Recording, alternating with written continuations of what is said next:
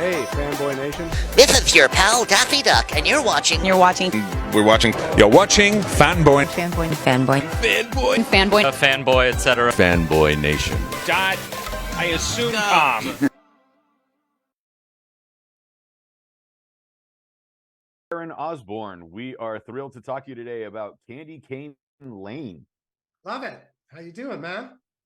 I'm great. Listen, it looks like you had fun with all the set design stuff. Like Kelly basically wrote every single Christmas movie from 1975 into one, and you're like, here you go, have fun with it, play with it.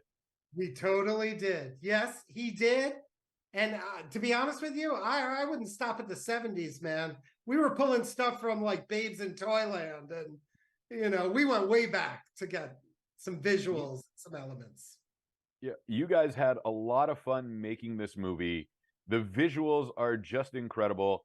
And the fact that you were able to pull that off, where it's like, oh, like you said, Babes in Toyland, we'll go back to the 60s. We're going to do something from the 70s, the 80s, and so on and so forth. You know, there's got to be a part of you that like enjoys the challenge. And then there's a part of you that's cursing Kelly's existence for writing the way he did.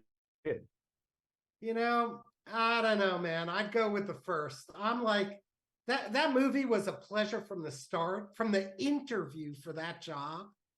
That was like a total treat. Like I was in that interview and I brought in a picture of like, here's how you could do the 12 Days of Christmas, you know, characters in the tree. And then Reggie's like, well, they have to move, right? Like they're going to move. Then all of a sudden that becomes like, okay, let's make it a Zoetron. Like every idea just kept getting like doubled down on until you saw what you saw. So no cursing on them. I got to tell you, they were great. All right. As a set designer, though, as a production designer, what was your favorite piece from this film that you looked at and you're like, this is going to be great, and then it exceeded your expectations when you saw the final product?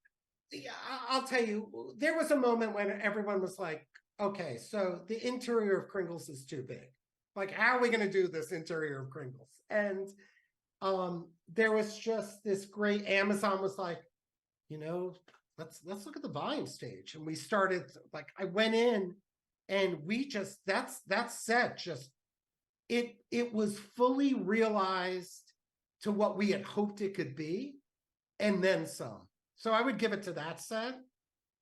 I mean, just the builds in there, the flooring. They let me pour epoxy with glitter on the floors of a LED, like massive, insanely expensive stage set. And let me tell you, that glitter gets everywhere, man. We were like vacuum sealed. We looked like, yeah, it was crazy, but we got it done.